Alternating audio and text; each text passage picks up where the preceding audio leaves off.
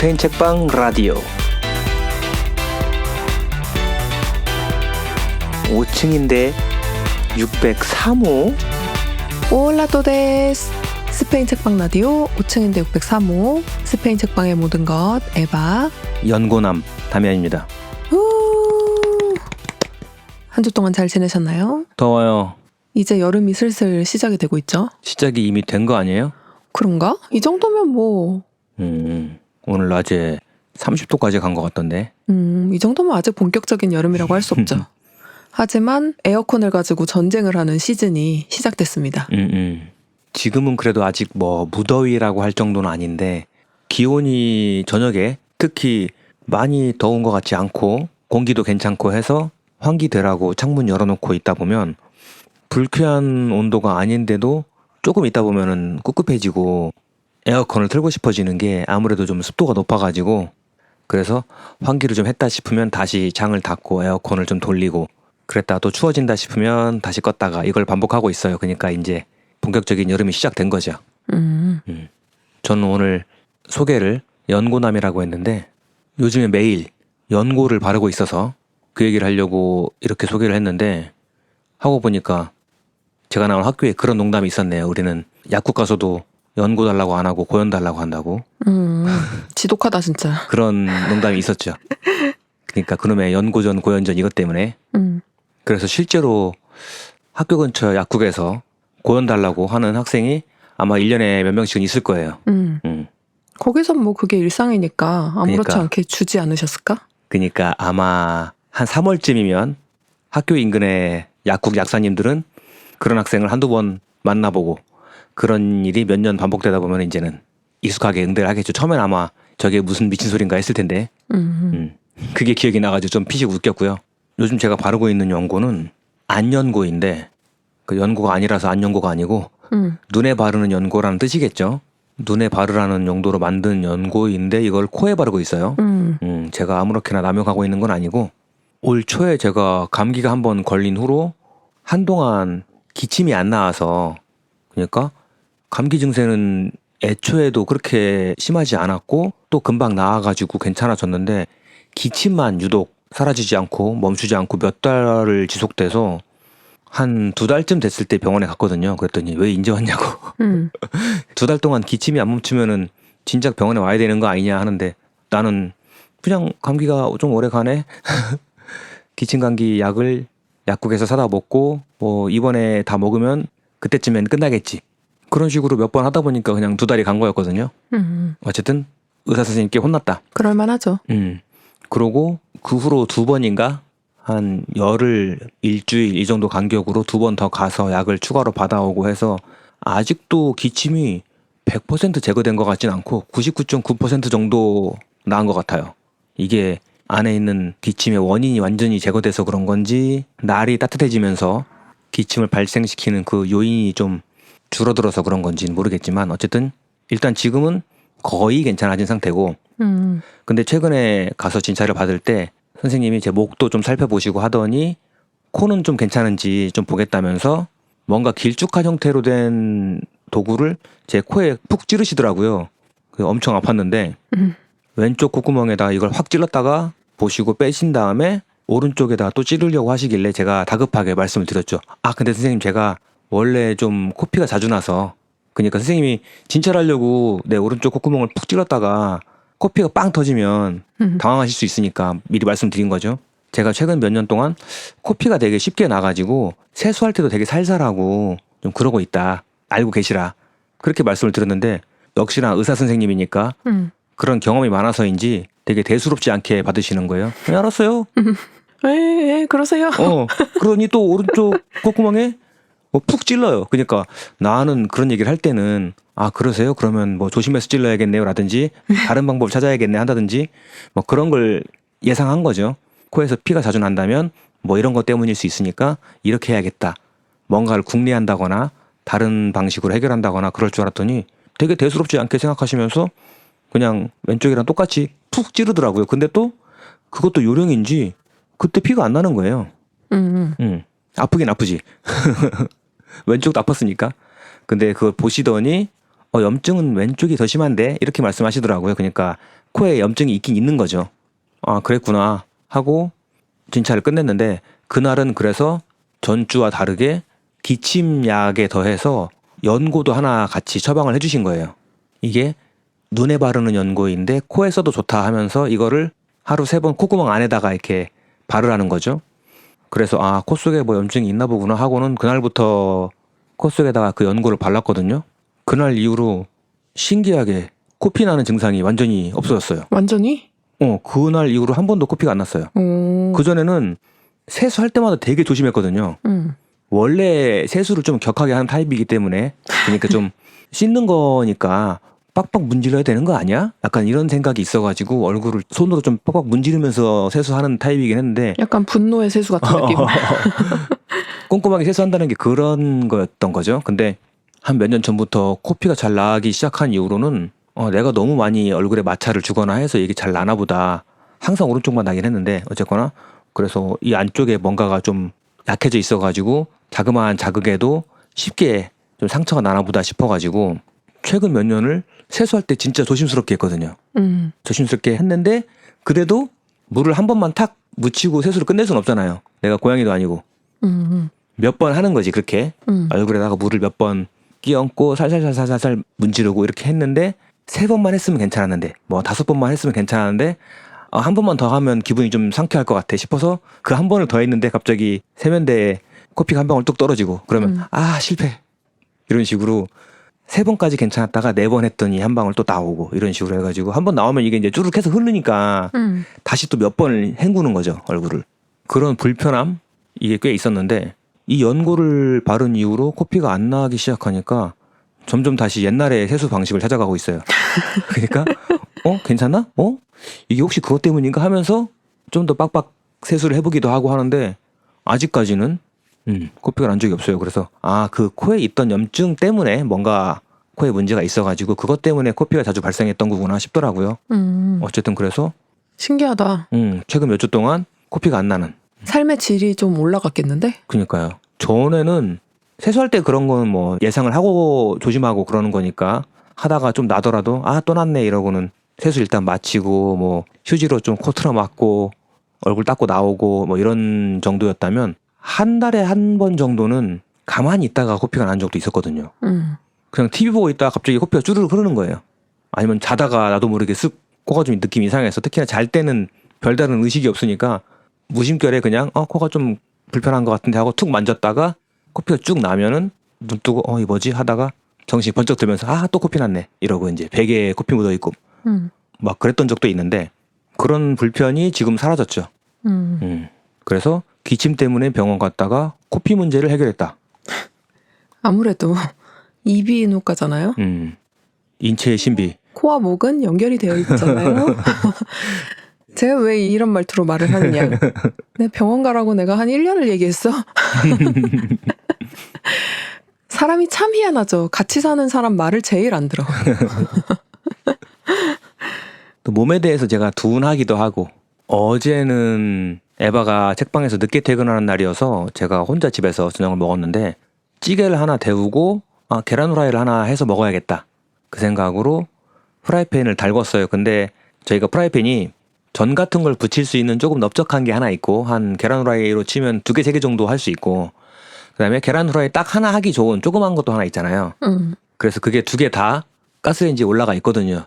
저희 가스레인지가 3구짜리니까 하나에다가 찌개를 데우고 먼 쪽에 있는 하나에는 조그만 프라이팬이 올라가 있고 가까운 쪽에 있는 넓은 프라이팬에 계란을 깼는데 그 뒤집개가 저쪽에 있는 조그만 프라이팬 위에 올라가 있었던 거예요. 우리가 쓰는 뒤집개가 철제인데 근데 그 손잡이가 요 가운데 쪽 그러니까 가스레인지의 가운데 쪽을 향하게 나와 있었던 거죠. 일단 저는 내 앞에 있는 프라이팬에다가 계란을 깨고 조금 익히 기다렸다가 이제 뒤집어야 되잖아요. 그러니까 저 앞에 있는 뒤집개를 집어 올렸죠. 근데 그때까지 아무 생각을 못 했는데 지금 생각해보니까 그런 거예요. 얘는 지금 가스레인지의 중앙 쪽에 놓여 있고 2개의 화구에서 불이 나오고 있었으니까 그 열을 받아가지고 얘가 가열돼 있었던 건데 그쵸. 전혀 생각을 못하고 평소처럼 그냥 팍 들어 올리니까 당연히 뜨겁죠. 근데 그 뜨거운 걸 순간적으로 딱 느끼고 뜨거워 하고 딱 놔야 되는데 그게 뭐였을까? 이 느낌 뭐지? 짜릿해. 이 고통은 어디서 오는 거지? 무엇 때문이지? 이 뒤집개에 뭔가 문제가 있나 하면서 이걸 딱 놔버린 게 아니라 오른손으로 잡았던 걸 왼손으로 바꿔 잡았어요. 예? 그리고 또 1초, 한 0.5초였겠지. 1초까지는 아니고 0.5초 정도 있다가 이건 뜨거움이구나. 그걸 생각하고 근데 또 그걸 바로 놓지 않고 이걸 바로 놓으면 바닥에 떨어지니까 이거를 싱크대에 놔야 되겠다. 그리고 찬물로 식혀야지 하는 생각을 또 하면서 잡은 채로 그 생각을 하고 있었던 거예요. 그러니까 더 뜨거워지지. 어쨌든 그렇게 해서 계란 프라이도 잘 하고 식사도 잘 마쳤지만 양쪽 손에 조금씩 손가락에 화상을 입었어요. 근데 그 화상 때문에 밥 먹는 내내도 계속 이게 좀 아프고 그랬는데 지금은 아프진 않은데 평소에도 에바에게 잔소리를 많이 듣지만 어제 그걸 또 다시 체감한 거예요. 그러니까 이게 아프면 아프다. 손가락이 아프군. 빨리 이걸 놔야지. 이 생각을 하는 게 아니라 그 감각이 있고 이 감각을 분석한달까? 그리고 거기에 대해서 판단을 내놓는 거. 그럼 어떻게 해야 되겠다까지 가는데 시간이 너무 걸리는 거야. 몸의 일에 대해서. 그래서 참 몸에 있어서는 정말 바보 같은 인간이다 이런 생각이 들었어요 어제. 그쵸? 그걸 뭐 지금 처음 느낀 건 아닐 테고 저는 어제 있었던 이 이야기를 지금 처음 들었는데요. 굉장히 당황스럽고요. 뒤집기가 많이 뜨겁더라고요. 당연하겠죠? 뭐 그래도 손가락이 녹진 않았으니까. 그쵸. 뭐 심하게 다친 거 아니니까 다행인데 우리가 이제 젊지가 않기 때문에 모든 걸 다 주의하면서 살아야 됩니다. 그러니까 다른 곳을 다른 방식으로 내가 다치거나 하더라도 딱 다치는 순간에 아프다 하고 바로 반응을 하는 게 아니고 좀 반응을 늦게 하거나 그 짧은 순간에 현명한 선택을 하지 못하고 그래서 이를 더 키울 수도 있으니까 애초에 생활 습관이나 뭐 다니는 곳이나 하는 행동이 안전해야겠다. 높은 데 보인다고 신나가지고 막 올라갔다 뛰어내리고 이런 거 있잖아요. 네. 20대 때는 그런 거 좋아했거든요. 친구들이랑 어디 산 놀러 가면 바위 같은 거 보이면 꼭 올라가가지고 뭐 경치도 좀 봤다가 내려오고 이런 거 있잖아요. 그냥 직진하면 되는데 그 길가에 있는 바위 뭐 이런 데 꼭 올라가 보는 거? 좀 그런 성격인데 이건 우리 아버지가 그러는데 아버지 닮은 건가?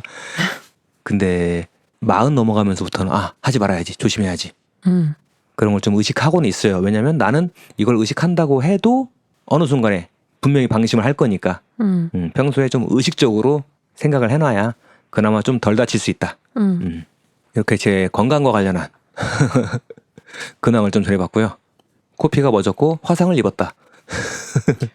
코피가 멎었다 그래서 축하하려고 그랬는데. 그리고 지난 주말에는 우리 팟캐스트 수업 종강을 했어요.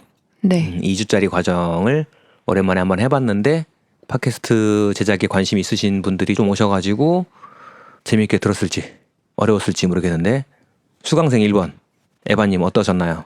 재미도 있으면서 어렵기도 했고요. 근데 저는 아무래도 집에 과외 선생님이 계시다 보니까 이런 걸 뭐라고 하지? 가정교사. 집에 상주하시는 선생님이 계시다 보니까 수업 시간에 조금 덜 열심히 듣게 되더라고요. 사람이 해이해져. 어차피 뭐 오늘 기억 안 해도 필기 같은 거 안 하고 그냥 대충 구경만 하고 있어도 나중에 필요하면 또 물어보면 되고. 일단 제일 중요한 게 편집하고 자르고 붙이고 하는 기술인데 그거는 이미 한번 해봤고 그쵸. 그리고 뭐 음질 개선이라든가 그 외에 어떤 효과를 주고 싶다거나 이런 거는 그때그때 내가 필요한 걸 물어봤을 때 그걸 바로 또 적용을 해보잖아요. 그래야 기억이 더 잘 남거든요. 그래서 일단 한번 쭉 들었고 잘 알았고요. 나중에 다미엘한테 물어봐야지. 그렇게 생각했습니다. 또 뭐 2번, 3번 가르쳐줬는데 까먹고 또 물어본다고 제가 짜증내거나 혼내는 스타일도 아니고 그렇긴 하죠. 그게 다미안의 가장 큰 장점이죠. 3번 물어보면 3번 답한다. 똑같은 걸 물어봐도 전혀 화를 내지 않는다. 그건 장점인데 대신에 제가 그런 성격이다 보니까 타인한테도 비슷한 걸 기대하는 게 있어요. 맞아. 똑같은 걸 10번 물어본다.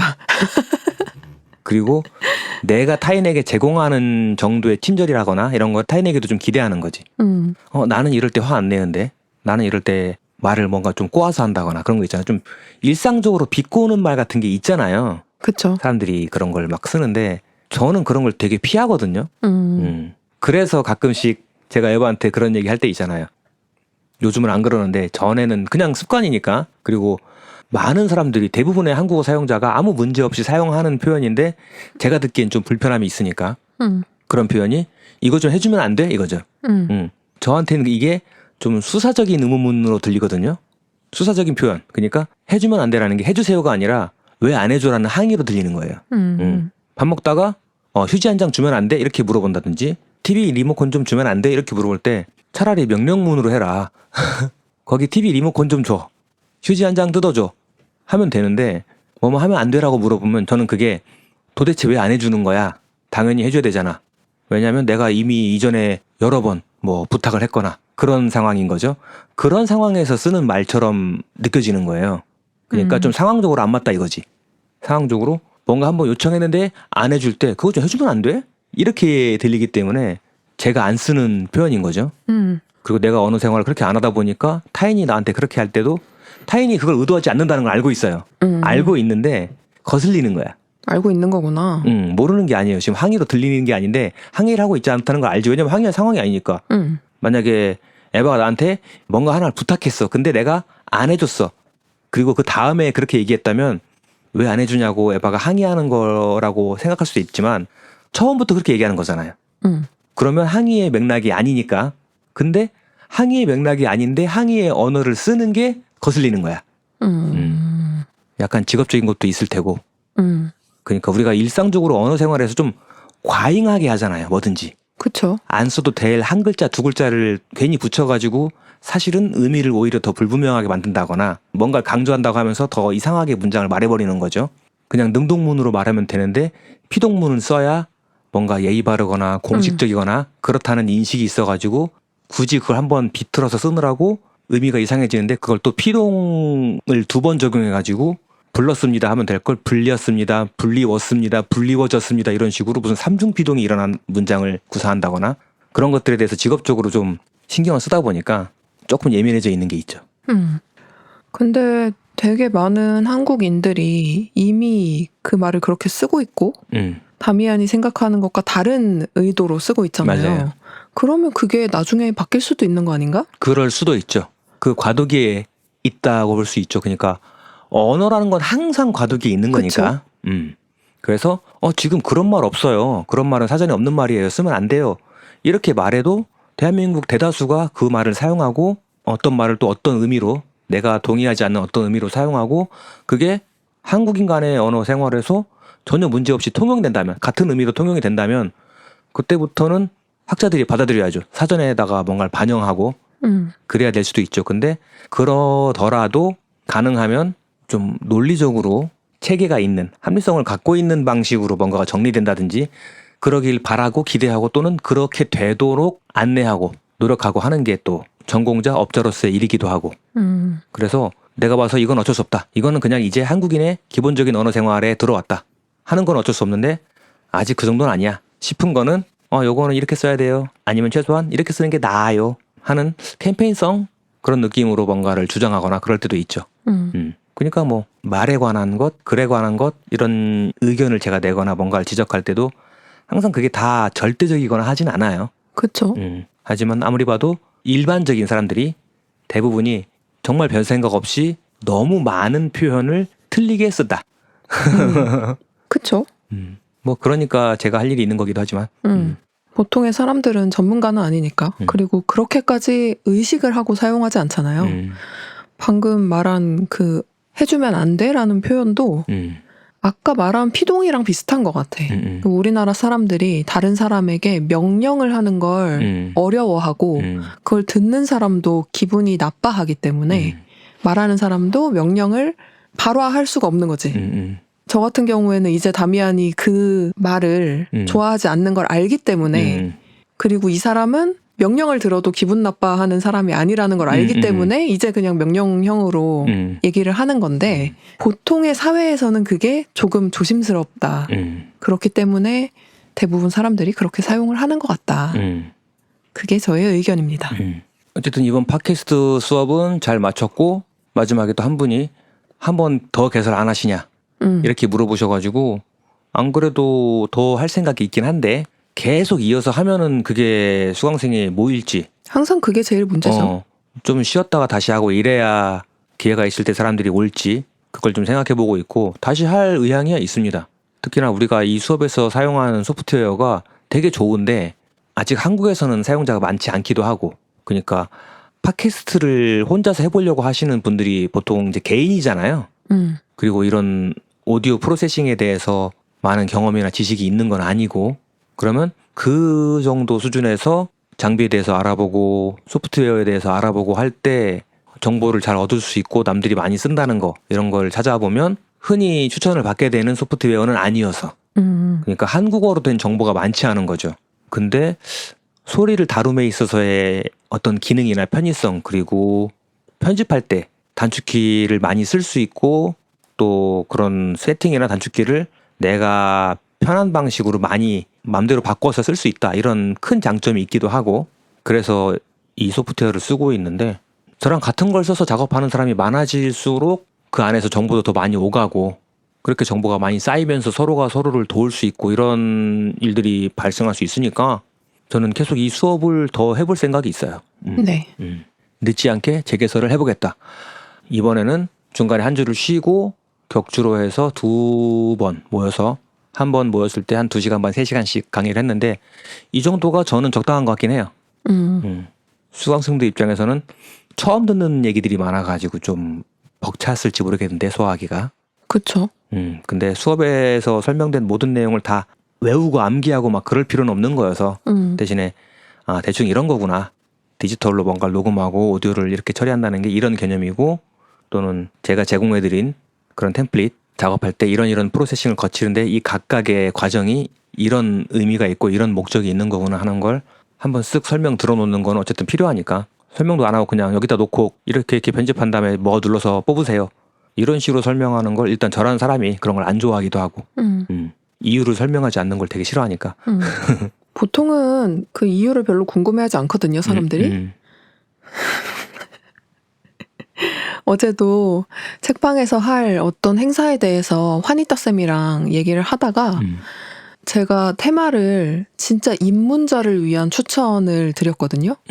근데 가져오신 게 너무 깊은 걸 가져오신 거야. 그래가지고 그 얘기를 막 듣다가 다 듣고 저도 되게 관심이 있는 주제고 나중에 책방에서 그 테마로 새로 만들어서 하면 좋겠는데 이번에 필요한 테마는 입문자를 위한 테마기 때문에 이거보다 조금 더 가벼웠으면 좋겠다.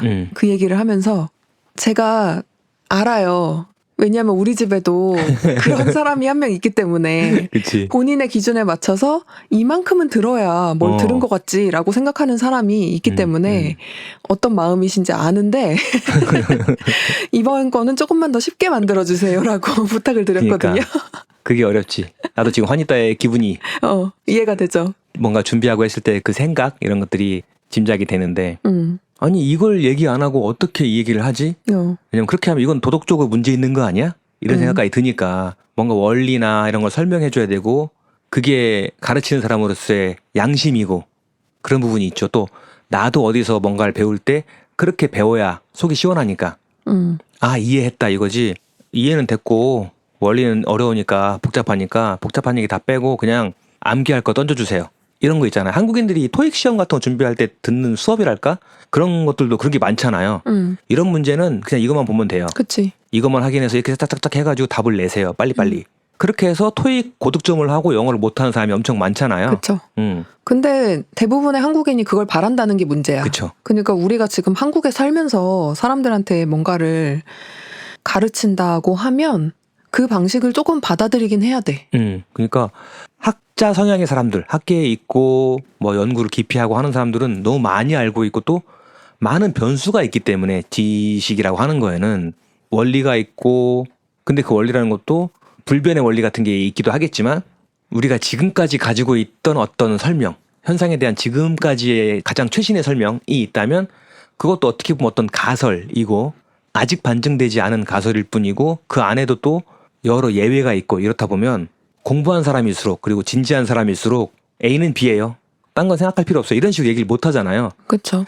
그래서 가끔씩 언론 같은 데서 무슨 전문가들 뭐 인터뷰한다거나 그래가지고 물어보면 답을 시원하게 하는 사람이 잘 없어요.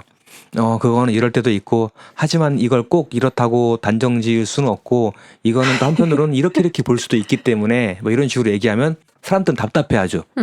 저 사람은 왜 말을 저렇게 답답하게 하지 그러는데 그게 맞는 말이거든요. 그리고 그 사람은 학자이기 때문에 학자의 양심상 틀린 말을 할 수 없는 거예요. 그러면 이게 99%에 들어맞는 말이라고 하더라도 1%의 반증 가능성, 오류 가능성 같은 거를 말하지 않으면 학자로서 문제가 있는 거죠. 그게 학자적인 자세니까. 그렇죠. 연구를 하는 학자로서는 그게 옳은 자세라고 생각을 하는데 그러니까 우리나라 사람들이 모든 것에서 효율을 엄청나게 추구를 그러니까. 하잖아요. 그러니까 뭘 배울 때도 이게 뭔가로 딱 정리가 되어야 되는 거야. 이걸 배웠으면 손쉽게 이걸 할 수 있게. 그렇다 보니까 이 실용 필드에 있는 사람들은 그런 식으로 장사를 해야 되는 거예요. 맞아. 그래서 사실 사기꾼이 그러니까요. 많아지기도 쉬운 쪽이기도 그쵸. 하죠. 그걸 보다 보니까 또 더 그렇게 하기 더 싫지. 그렇게 되는 거예요. 맞아. 이건 다 이거예요. 딴 건 볼 필요 없어요. 이거는 이렇게만 생각하면 돼요. 이렇게 얘기하면 저 사람은 왜 저렇게 위험하게 얘기를 하지? A라고 해서 다 B가 아닌데 저 사람 저 사기꾼이네. 나빠. 이러면서 진실을 알리기 위해서 뭔가 용기를 가지고 어떤 기회가 왔을 때 사람들에게 설명을 하겠죠. 열심히. 여러분 A라고 해 B는 아닙니다. 왜냐하면 이러이러한 것도 있고 이러이러한 것도 있고 1%의 확률로 이럴 수도 있는 것이고 이렇게 공익을 위해서 열심히 사람들에게 진실을 얘기하려고 애를 쓰고 공을 들여도 사람들은 관심이 없죠. 지루해하고 졸고 그러면 더 외로워지고 또는 분노하고 진실에 관심이 없는 사람들에 대해서 실망하고 그럴 수도 있는 거니까. 또 그런 성향이 맞는 사람들이 모일 수도 있고요. 근데 다미안 수업이 하루에 3시간을 하니까 그래도 말할 시간이 충분해서 그런 설명을 듣기에도 나쁘지는 않았는데 제가 다미안한테 바라는 건 항상 똑같아요. 말을 좀 천천히 해달라. 그리고 용어 설명을 좀 더 해야 된다. 사람들은 그게 다 영어로 돼 있으니까 그리고 음향 용어다 보면 이해를 아예 못하죠. 다 처음 듣는 단어니까. 뭐 어려운 말을 쓴 건 없는데 문제는 그중에서 어쨌든 간에 영어로 돼 있는 단어들이 있잖아요. 그거 의식하긴 했는데 뭐냐면 영어 단어인데 이게 또 영어 단어라고 모든 걸 설명하면 이게 또 이 사람들의 지적 수준을 무시하는 것처럼 느껴질까 봐 그것도 조심스러운 거예요. 이를테면 컴프레서예요. 그러면 컴프레서는 컴프레스를 하는 거잖아요. 컴프레스는 영어 단어로 압축한다는 뜻이니까. 근데 사람들이 컴프레스란 단어를 모를 거라고 생각하고 설명을 하는 게 무례일 수도 있는 거예요. 좀 많이 간 것 같아. 그니까 리미터 이런 게 있으면 리미트 뭔가를 제한하는 거잖아요. 그래서 소리가 어느 정도 이상 올라가지 않도록 리미트하는 거여서 리미터인데 이 설명까지 하면은 이게 좀 과하다고 생각되는 거예요. 저는 다미안의 생각이 과한 것 같아요. 전혀 그렇게 얘기한다고 기분 나빠할 사람 없을 것 같고 좀 더 친절하고 차분하게. 왜냐면 내 다름에는 이미 이번에 한 수업이 어려운 용어는 다 뺀 거였어요. 그래서 그치. 컴프레서 뭐 설명을 할 때도 딴 건 됐고 이것만 건드리세요. 딴 건 안 알려드리고 그냥 요 정도로 움직이게 요것만 설정해서 쓰시면 문제 안 생겨요. 이렇게 설명을 하고 사실 이쪽 너드들 덕후들끼리 모여서 얘기를 한다면 훨씬 어려운 얘기나 훨씬 이상한 용어들 아니면 뭐 우리끼리 딱 모델명만 되면은 다 아는 그러니까 1176이다 뭐 5150이다 이렇게 얘기하면 업계 사람들은 뭐 얘기하는지 딱 다 아는 그런 것들이 있단 말이에요. 그런 것 같은 업계 인사이더들만의 언어들 그런 거는 하나도 안 썼거든요. 근데 이제 아까 에바가 얘기한 것처럼 그런 이펙터들의 이름 그런 거는 작업을 할 때 컴프레서라고 하는 이펙터를 거치게 되는 걸 설명 안 할 수는 없으니까 설명을 해야 되고 근데 그 이름을 영단어를 해석해 줄 생각까지는 안 한 거죠. 이게 영어 수업처럼 느껴지면 그쵸. 또 영어 단어가 엄청 많으니까 하나씩 다 설명하기도 애매하다고 생각했을 수도 있을 것 같아요. 근데 아무튼 제일 중요한 거는 말 좀 차분하게 하는 거고 그치 막 열심히 설명하다 보면 살짝 흥분하거든. 그리고 다미안이 원하는 스타일의 자세한 설명을 해주는 건 좋아. 근데 마지막에 한번 효율적으로 설명을 쫙 해주는 것도 좋을 것 같아요. 설명을 다 한 다음에 지금까지 이해를 하셨으면 좋고 만약에 못 하셨으면 여기에 이걸 올리고 이거 누르고 이거 누르고 이렇게 해도 됩니다. 뭐 이런 식으로 한번 정리를 딱 해주는 거. 그치, 중간중간 그런 식으로 한 번씩 안심시켜주는 것도 좋겠네. 알면 좋은데 몰라도 괜찮고 또는 뭐 나중에 하다가 헷갈리면 다시 연락하셔도 되고 하니까. 또는 인터넷에서 뭐 찾으세요. 근데 어쨌든 한번 배우는 게 좋은 게 어디서 주워 들은 것조차 없으면 뭘 검색해야 되는지도 모르니까. 그렇죠. 대충 이런 개념이 있더라 하고 한번 들어놓으면 나중에 가서 AI 도움을 받든 유튜브에서 검색을 하든 간에 어쨌든 좀 더 빠르게 내가 원하는 정보에 액세스할 수 있으니까. 스페인 책방 라디오 5층인데 603호는 서울 충무로에 있는 스페인 책방에서 만드는 방송으로 스페인, 중남미 관련 이야기, 책 이야기, 다른 책방이나 제작자 소개, 책방 소식 등을 나눕니다. 일주일에 한 번 목요일에 업데이트되며 애플 팟캐스트, 팟빵, 네이버 오디오 클립 등에서 들을 수 있습니다. 청취 후기나 저희에게 전하고 싶은 말은 팟빵이나 오디오 클립에 댓글로 남겨주시거나 인스타그램으로 찾아와 주셔도 좋습니다. 댓글과 좋아요, 구독은 방송을 지속하는 데에 아주 큰 힘이 됩니다. 빠모스! 올해가 가우디 선생님이 세상을 떠난 지 정확히 100년 되는 해고 네. 기일이 6월 10일이더라고요. 그러니까 다음 주죠. 얼마 안 남았네요. 뭐 제사라도 지내야 되나? 책방에서 뭐 모임해야 되나? 어쨌든 그래서 바르셀로나에서는 아주 성대하게 이것저것 있을 것 같고. 그쵸. 사그라다 파밀리아 성당의 가장 높은 탑, 예수 그리스도의 탑이 그날 완공 축복식이 예정되어 있다고 하니까. 네. 축복식이 그때 예정되어 있다는 건 올라가긴 올라가 있는 건가 그러면? 네. 얼마 전에 올리는 게 공개가 됐었던 것 같아요. 그러면 일단 탑만 다 올린 거구나, 최고 높이까지. 그쵸. 옆에 다른 부분들은 좀 덜 된 게 있고. 건물 자체는 완공이 되었다고 들었는데 근데 원래 그 성당 건물도 있지만 그 주변 공원 같은 것까지 같이 조성을 하려고 했는데 그러려면은 그 주변에 있는 현재 살고 있는 사람들, 현재 세입자들과 협의를 해야 되잖아요. 그게 아직 덜 됐다고 들었던 것 같아요. 그러니까 애초에 계획한 모든 공간이 다 조성이 되어 있진 않고 건물은 다 지었다고 들었어요. 아, 그날 미사를 교황이 직접 주재하는구나. 그 정도 사이즈의 이벤트죠. 그쵸. 그럴만하네. 100년 넘게 짓고 있는 건물이고 스페인 국왕 부부도 오고 총리도 오고 카탈루냐 자치정부 수반 등 4천여 명의 인사가 참석한다. TV 및 SNS에서 생중계한다. 진짜 크게 하긴 하네. 이거 라이브로 봐야겠는데? 몇 시인데요? 오전 10시 시작이라고 하네요. 행사는. 그러면 우리가 볼 수 있는 시간이긴 하네. 거기서 오전 저녁이니까. 10시니까 우린 저녁이고. 근데 교황님이 주재하는 미사는 오후 7시 반이니까 우리나라는 새벽이겠고. 네. 자기 전에 보면 되겠다. 어쨌든 엄청 큰 행사일 수밖에 없죠. 그쵸. 스페인이라는 나라에서도 큰 행사고 가톨릭이라는 종교에서도 큰 행사고. 바르셀로나가 이번 주 아주 피크네요. 그럼 다음 주에 가우디 사그라다 파밀리아 성당 관련한 큰 행사가 있고 또 6월 3일날 개막해서 7일날 클로징이 예정되어 있는 프리마베라 사운드 2026 요것도 바르셀로나에서 열리니까 지금 유럽에 계신 분들은 바르셀로나로 달려가셔야 된다. 네. 세계에서 가장 핫한 도시라고 할 수 있겠네. 가고 싶다고 갈 수 있을지 모르겠네요. 그리고 또 한국인은 마드리드에 가는 것도 의미가 있나 봐요. 6월 5일부터 7일까지 3일간 마드리드 알코벤다스 호세 까바예로 시립체육관에서 유럽 한인 총연합회가 주최하는 2026 유럽 한인 체육대회가 있대요. 뭐야? 이런 게 있는지도 몰랐는데 이런 게 있대요. 그래서 축구, 테니스, 탁구, 태권도, 품새 이런 종목들이 있대요.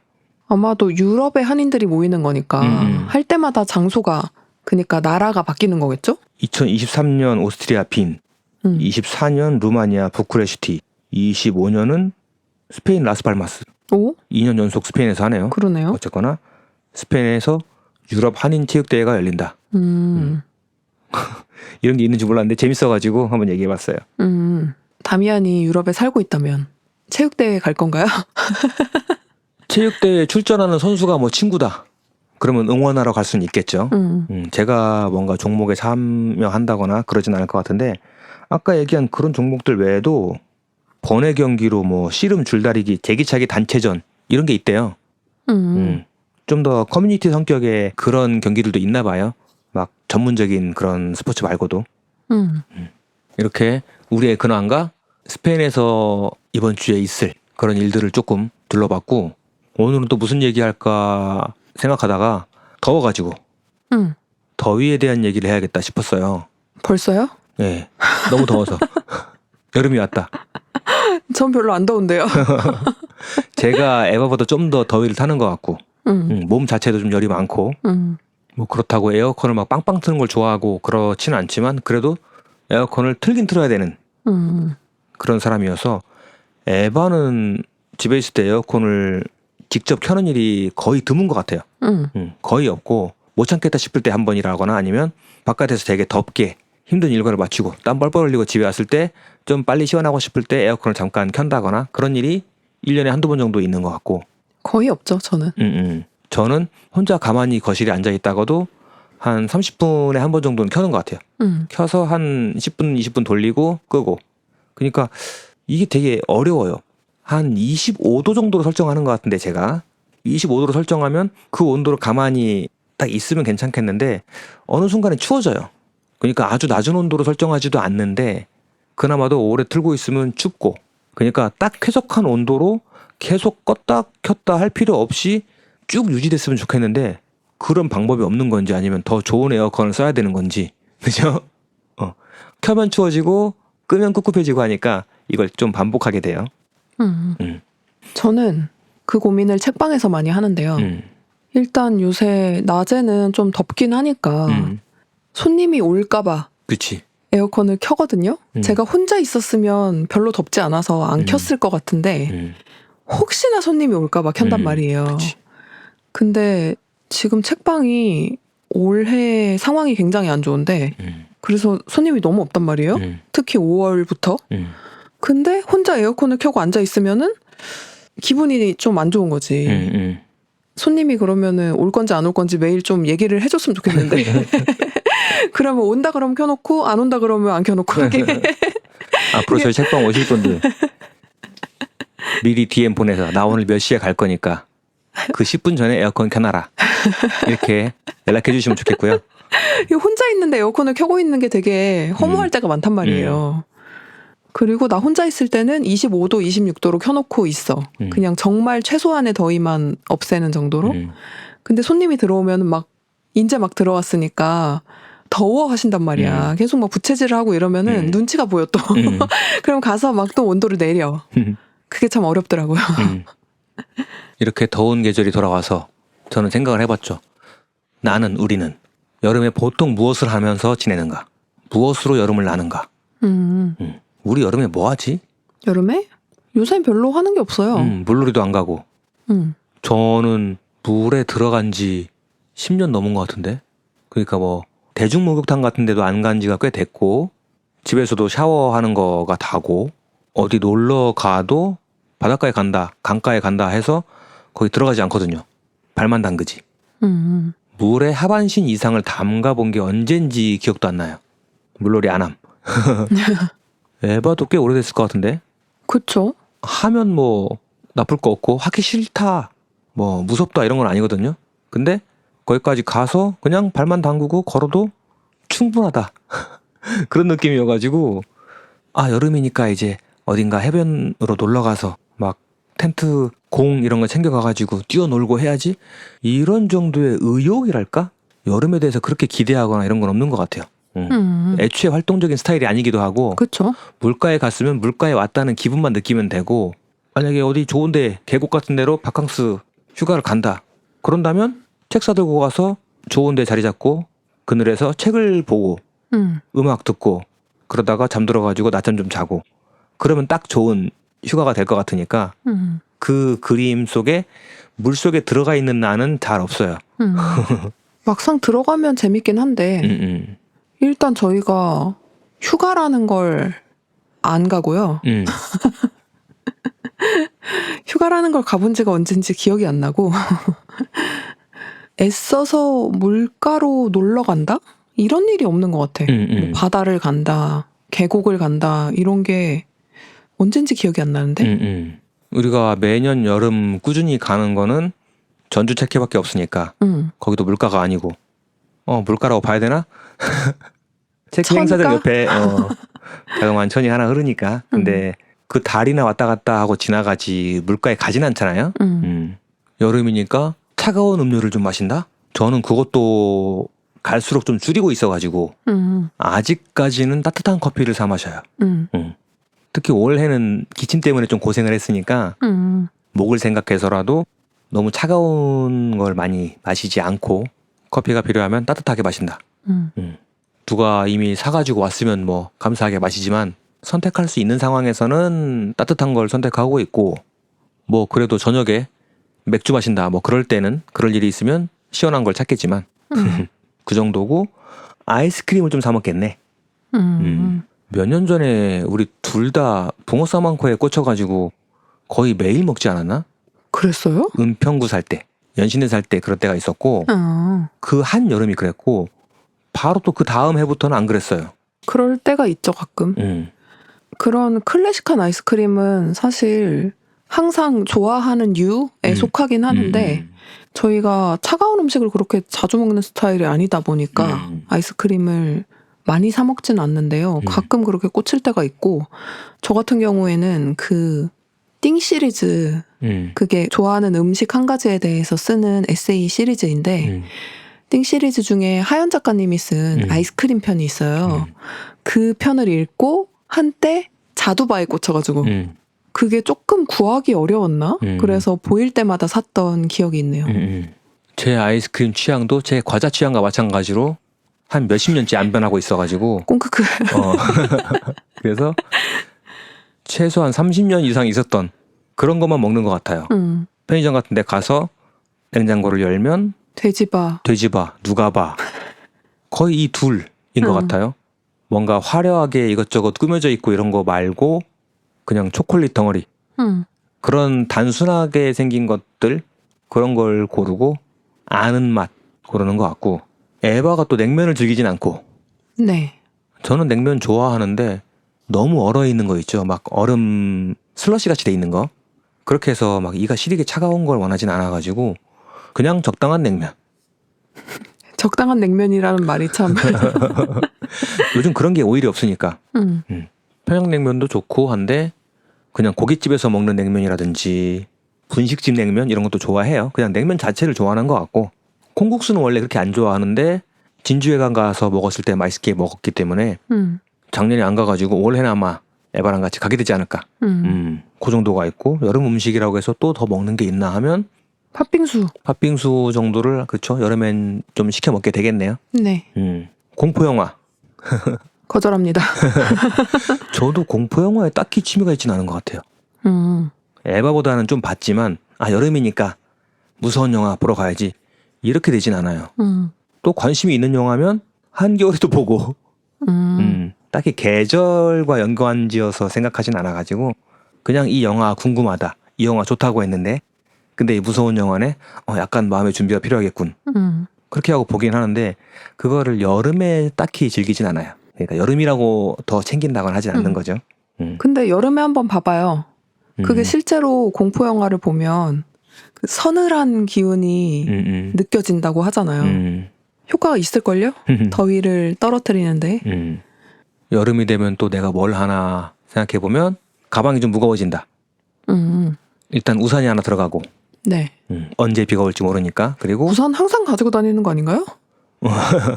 저는 가을, 겨울, 봄에는 안 갖고 다녀요. 오, 저는 그냥 항상 넣어가지고 다녀요. 이제 여름이다 하면 그때부터 갖고 다녀요. 그래서 이제 우산을 챙길 때가 되었고 그리고 여름이면 옷도 하나 더 챙겨서 다니죠. 버스나 식당 같은 데서 좀 너무 추운 경우가 있으니까 맞아요. 그럴 때 걸쳐야 돼가지고 그래서 짐이 많아진다. 그리고 여름에는 페스티벌이 있죠. 그쵸. 락페. 20대 때에는 그런 게 있다는 말은 들었는데 돈도 없고 뭐 같이 갈 친구도 없고 그런데 다니는 친구가 없었어가지고 언제 한번 가봐야지, 언제 좀 다녀야지 이렇게 하다가 그냥 20대가 지나가 버렸고 30대 돼서 직장 다니고 하면서 그 정도 다녀올 정도의 수입은 생기고 하니까 올해는 한번 가볼까 하고 예매도 해보고 그렇게 됐던 거고, 그렇게 해서 몇 년 다니다가 또 최근 한 10년은 많이 안 다녔네요. 언제부턴가 뭔가 시간 없고 뭐 예매 놓치고 이래가지고 안 갔는데, 올해는 저번에 방송에서 얘기했지만 펜타포트에 매시브 어택이 온다고 해서 가볼까 당일치기로. 그쵸. 가서 뭐 음식도 사 먹고 맥주 한 잔 들고 걸어다니고 저녁에 돗자리 펴고 앉아가지고 선선한 데서 음악 듣고 하는 거 좋은데 야외에서 그렇게 있으면 좋죠. 근데 성격상 막 뛰어다니고 방방 뛰면서 뭐 슬램을 하고 막 그렇지는 않고 가만히 서가지고 감상하는 느낌인데, 낮 시간에 가면 그 땡볕 그게 좀 부담스러워가지고 가게 되더라도 몇 시에 갈지 모르겠고, 근데 귀가하는 건 좀 쉽겠다. 거기서 서울로 오는 버스 같은 걸 또 운영을 하잖아요. 셔틀버스요. 그걸 미리 예매하면 그게 뭐 합정 홍대 아니면 서울역 이런 데를 종점으로 다니니까 서울역으로 오는 거 타면은 서울역에서 집에 오는 건 어렵지 않겠다. 찾아봤는데요. 서울역도 있고 이태원이 있습니다. 좋네. 그게 많이 늘어났더라고요. 그러게, 그러면 락페 예매도 좀 생각하고 있어야 되고, 체크회 때 전주 가야 되니까 전주에서 묵을 숙소는 잡아놨고 차표는 아직 예매하기 전인데 슬슬 이제 그런 거 준비해야 되는 때가 된 거고. 또 우리 여름에 뭐 하고 지내지? 어릴 때는 뭐 했어요? 어릴 때요? 서울 오기 전에는 원가족이랑 같이 살았으니까 아주 어릴 때는 가족들 사이가 좋을 때 그때는 계곡 놀러 갔죠. 우리 식구랑 친척들이랑 몇 식구가 같이 모여서 계곡에 정말 전형적인 가족들처럼 수박 들고 계곡에 가서 뭐 발 담그고 튜브 타고 놀고 그랬죠. 어디로 갔어요? 충주 사람은 어디로 가나? 충주 가러 가나? 송계로 어디야? 갑니다. 그런 데가 있어요. 뭘 알아. 송계 아니면 백운 계곡 뭐 이런 데가 있었던 것 같아요. 충주야 뭐 근처에 계곡 많죠. 왜냐면 분지잖아요. 근처에 다 산인데 갈 데 많죠. 저희 집은 어릴 때 그래도 아직 아버지 쪽 친척들과 왕래가 있을 때. 그러니까 과거형은 다 가족들이 사이가 좋을 때. 현재는 아닌데. 그럴 때는 여름에 한 번씩 저희는 흑성리라는 데를 몇 번 갔던 게 기억이 나요. 그렇게 좋았던지는 잘 기억이 안 나는데 단지 옛날이어가지고 지금같이 어떤 인프라 같은 게 부족해서 기억나는 그림에 뭐가 많이 있진 않았던 거죠. 편의시설 같은 게.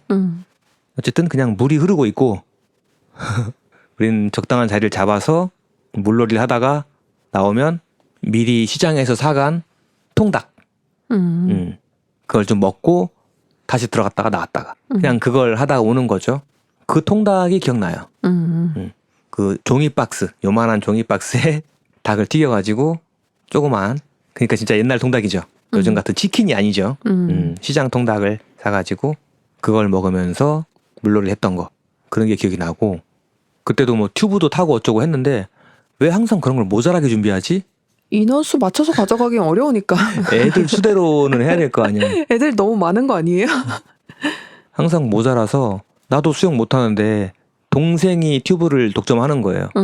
그러다가 잠깐 동생이 나와서 통닭 먹고 있으면 제가 잠깐 그 튜브를 들고 물에 들어가는 거죠. 뭐 조금 타고 있으면 동생이 이제 자기 통닭 다 먹고 이제 튜브 달라 이거죠. 나오라고. 그래서 제가 조금만 더 놀고 나가겠다. 나도 좀 놀아야 되니까. 헤엄도 못 치는데 거기서 그냥 가슴까지만 잠기는 데에서 걸어다니는 것도 뭐 한두 번이지. 좀 깊은 데 가고 튜브 위에서 이렇게 발 구르고 어쩌고 해가지고 왔다 갔다도 해보고 좀 그러고 싶은데, 그랬더니 그 몇 분을 못 참은 동생이 주먹만한 돌을 던져가지고 머리에 딱 맞은 적이 있어요. 피 안 났어?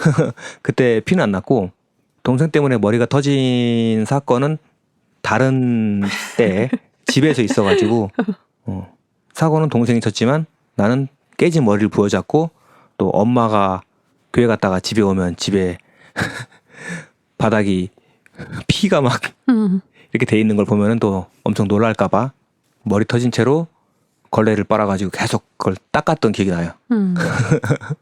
머리는 피나가지고 막 떡지고 막 이랬는데. 그러니까 어릴 때 동생이 막내라서 그랬는지 욕심도 되게 많고 막내라고 동생한테만 주어진 게 있단 말이에요. 그쵸. 자전거 같은 게 있고 그러면 나는 자전거를 못 받았는데 동생은 자전거가 있는 거야. 나도 좀 타고 싶은데 항상 그런 식으로 뭔가 항상 결핍의 기억이 있어요. 그게 모두에게 결핍이면 또 괜찮은데 나한테만 결핍인 거야. 예, 약간 그 이 둘째 서러움 같은 거. 그쵸. 그런 게 결부돼 있는데 지금 동생 캐릭터를 생각하면 상상이 안 되지 않아요? 지금은 저랑 동생 되게 사이도 좋고 동생이 저 되게 잘 챙기잖아요. 제가 고향 간다 그러면 항상 데리러 나오고 자기 집에서 재우고 그러는데 어릴 때는 둘이 엄청 싸웠어요. 엄청 싸우고 동생이 또 자기 거 뭐 하나도 양보한다거나 빌려주거나 하지 않으려고 하고 그런 것 때문에 둘이서 투닥투닥 하고 있으면 그거 시끄럽다고 형이 때리고 둘 다. 뭐 그게 흔한 삼형제에 있는 집의 모습이었겠죠. 형제라서 아마 더 격하게 투닥투닥 했겠지만 어릴 때 안 싸운 집이 있을까 싶긴 해요. 저도 진짜 어릴 때는 한 초등학생 때까지는 눈만 마주치면 싸웠던 것 같아. 갖다 버리라고 막 그랬어. 어릴 때는 또 교회 다녔으니까 여름을 기다리는 게 있었죠. 여름에는 캠프? 교회에서 여름 성경학교 이런 걸 했어요. 그래서 교회 안에서도 이런저런 행사가 있고 뭐 맛있는 것도 먹고 그런 게 있고 교회에서 비디오 같은 거 빌려가지고 같이 보고. 근데 그때 교회에서 로버트 나오는 만화를 비디오를 빌려서 보여줬던 게 기억이 나는데 그게 딱히 교회와 상관이 있는 건 아니었는데 그냥 애들이 좋아할 만한 거 빌려다가 보여준 적이 있어가지고 지금 생각하니까 그걸 왜 보여줬지? 기독교적인 메시지와 아무 상관이 없는데 그런 생각이 드네요. 그냥 애들 오라고 그쵸. 틀어줬던 거겠죠. 우리 어릴 때는 교회가 약간 놀이터였잖아요. 특히 지방일수록 더 그랬을 것 같긴 한데. 캠프파이어 이런 것도 하고. 그러니까 학교를 다니고 하면은 여름 되면 하는 일들이 있잖아요. 대학 때는 여름 되면 농활 가고 그런 게 있는데 성인이 되고 자영업자 프리랜서가 되고 하다 보니까 딱히 휴가 없이 지내느라고 여름이라고 뭔가를 챙겨서 한다 어딘가를 간다 이런 게 지금 저희 일상에는 없어져 있어가지고 그런 생각이 들었어요. 우리 여름에 뭘 하고 있었지? 우리 뭘 하면서 여름을 나지? 했는데 딱히 없구나. 아이스크림을 사 먹는다 정도가 다고 락페도 다니다가 요즘에 좀 안 다녔고 하니까 여름에 콩국수 사 먹는다 정도가 우리의 여름을 나는 방법인 것 같아요. 뭔가 해볼 만한 게 있을까? 올 여름에? 로또나 됐으면 좋겠다. 지금 사실 뭐 머릿속에 다른 뭔가를 해야겠다 이런 생각이 들어올 틈이 없고 그냥 먹고 사는 걱정이 제일 큽니다. 그리고 생각하다 보니까 여름에 하는 거 있네. 우리 책방 생일 여름이잖아요. 그러네. 책방 열고 나서는 여름마다 생일 파티를 했죠. 그리고 올 전주 책회 때 우리 책방 밴드 멤버들이 놀러 온다고. 그래서 밴드 멤버들과 놀게 될 것 같으니까 기대하고 있습니다. 뭔가 밴드 MT가 되겠네. 그게 올해의 여름 추억이 되겠네요. 해마다 책회를 갈 수 있는 것도 굉장한 행운이에요. 올해 또 책회에서 새로 시도되는 게 있어가지고 책방들이 따로 모여있는 구역이 있다고 하니까 네. 그것도 어떻게 꾸며질지 얼마나 재미가 있을지 기대가 되고. 네. 그러면 일단은 올여름에는 전주에 가서 재밌게 놀 생각을 하고 추가로 너네 이런 거 해봐라. 여름엔 이걸 해야지. 이렇게 추천해주고 싶은 거 있으신 분들은 댓글 남겨주시고요. 네. 저는 물을 특별히 좋아하거나 그러진 않아서 사람들이 뭐 바다에 가고 싶다 이런 얘기 자주 하잖아요. 근데 또 바다에 대한 로망은 별로 없는 것 같거든요. 오히려 도시 속에 있는 강가 뭐 이런 데라면 모를까 바다까지 특별히 가고 싶다는 생각을 해본 적이 없어요. 그래서 그런지 그런 물가에 더더욱이 안 놀러 가게 되는 것 같은데 근데 그 빠지라는 곳 있잖아요. 거기를 아직 한 번도 못 가본 거야 살면서. 그런 걸 더 늙기 전에 한번 가보고 싶다. 그런 생각은 있어요. 그 얘기했더니 사람들이 거기 물 너무 더러워서 가기 싫다고. 그냥 한 번만 가보고 싶다. 또 할 만한 게 뭐 재밌는 게 있나 생각해봐야겠고. 그쵸. 저도 지금 어떻게 책방이 요즘에 어려우니까 거기에 내가 기여할 수 있나 생각해보고 있고, 뭐 제가 할 수 있는 거라는 게 책방에서 뭔가 행사를 열거나 워크숍을 하거나 수업을 하는 거, 그런 방식으로 기여해야겠죠. 그러면 뭔가를 더 열심히 제가 개설해야 돼서 이번에 팟캐스트 한번 또 했고, 맞춤법이나 교정 교열 이런 거 관련한 워크숍, 수업 이런 거를 작년에도 몇 번 원데이로 했었는데, 원데이는 저한테도 좀 갈증이 남아서 하고 나서도 시원하지가 않거든요. 뭔가 너무 겉핥기만 했다? 또 아까 그 이야기로 들어가죠? 그쵸. 시원하게 한번 하고 싶다. 그러면 좀 긴 과정, 4주, 8주 뭐 이런 거. 4주짜리는 오프라인으로 하기 괜찮지 않을까. 그런 생각이 있고, 더 길게 막 8주 이래가지고 어문 규정을 그냥 싹 같이 공부해버리는 그런 코스는 온라인으로 하면 좀 할 수 있지 않을까. 그런 생각이 있어가지고 그런 것도 좀 준비해보고 있어요. 기획을 해서. 네. 여름에 런칭할 수 있지 않을까. 즉 여름에도 열심히 뜨겁게 일해야 된다. 그런 생각을 좀 하고 있어요. 네. 그쵸. 자영업자가 휴가가 어딨어.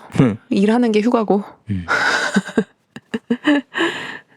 책방이 나의 피서지다 하면서 사는 거죠. 여러분이 많이 와주시면 저희도 그걸 믿고 에어컨을 좀 더 빵빵하게 시원하게 켜놓을 수 있고요. 네. 오늘 AI한테 물어봤어요. 책방을 어떻게 하면 살릴 수 있을까? 그랬더니 뭐 굿즈를 만들어라, 이런 워크숍을 해라 막 얘기를 하는데 다 너무 뻔하고 우리가 다 하고 있는 것들만 얘기를 하는 거예요.